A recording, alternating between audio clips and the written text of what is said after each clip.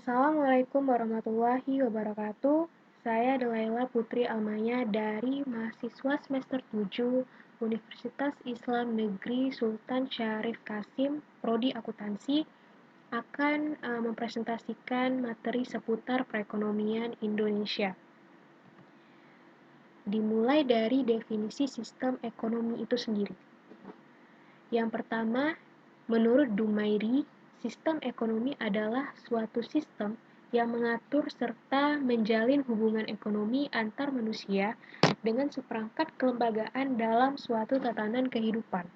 Lalu yang kedua, menurut Bernard A. Schuster, yaitu suatu kesatuan yang terpadu secara holistik di dalamnya terdapat bagian-bagian dan masing-masing bagian tersebut memiliki ciri dan batas tersendiri.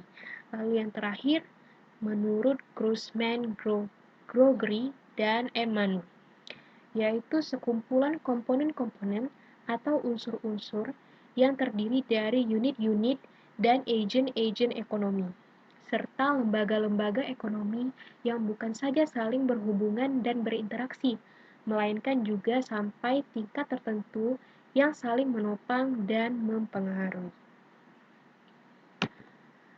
Lalu selanjutnya, sistem ekonomi di dunia. Sistem ekonomi di dunia ini terdiri dari 4 macam, yaitu yang pertama, sistem ekonomi tradisional, yang kedua, sistem ekonomi pasar, yang ketiga, sistem ekonomi komando, lalu yang keempat, sistem ekonomi Indonesia atau campuran. Nah, pada kesempatan kali ini, saya akan fokus membahas tentang sistem ekonomi pasar. Namun, saya akan tetap menjelaskan pengertian 3 sistem ekonomi yang lainnya, dimulai dari sistem ekonomi tradisional. Sistem ekonomi tradisional itu merupakan sistem ekonomi yang diterapkan oleh masyarakat tradisional secara turun-temurun dengan hanya mengandalkan alam dan tenaga kerja. Lalu, selanjutnya sistem ekonomi komando atau yang terpusat. Sistem ekonomi ini di mana peran pemerintah sangat dominan dan berpengaruh dalam mengendalikan perekonomian. Pada sistem ini, pemerintah menentukan barang dan jasa apa yang akan diproduksi dengan cara atau metode bagaimana barang tersebut diproduksi, serta untuk siapa barang tersebut diproduksi. Lalu yang terakhir, sistem ekonomi Indonesia atau campuran. Pengertiannya adalah penggabungan antara mekanisme pasar dengan campur tangan pemerintah. Di Indonesia menganut sistem ekonomi campuran karena sistem ekonomi campuran atau Pancasila adalah sistem ekonomi yang paling cocok dengan keadaan Indonesia. Baiklah, saya akan membahas lebih lanjut tentang sistem ekonomi pasar.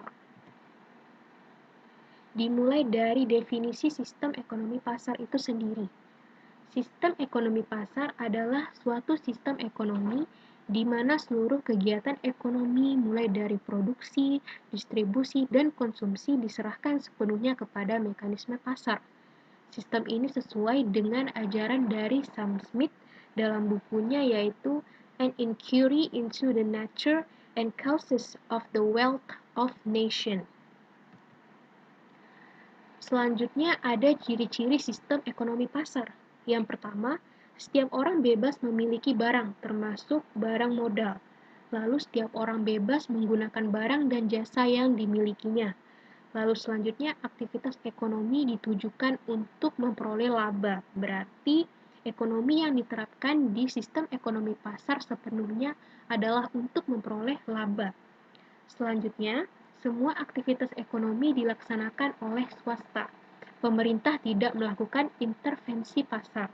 Lalu persaingan dilakukan secara bebas dan peranan modal sangat vital di dalam sistem ekonomi pasar ini. Selanjutnya, kita beralih ke kelebihan dan kekurangan dari sistem ekonomi pasar. Kelebihannya yaitu tumbuhnya inisiatif dan kreasi dari masyarakat pasar itu sendiri. Lalu setiap individu bebas memiliki sumber-sumber produksi, munculnya persaingan untuk maju dikarenakan orientasinya adalah untuk profit atau memperoleh laba. lalu barang yang dihasilkan bermutu tinggi, dan yang terakhir efisiensi dan efektivitas tinggi karena setiap tindakan ekonomi didasarkan atas motif mencari laba.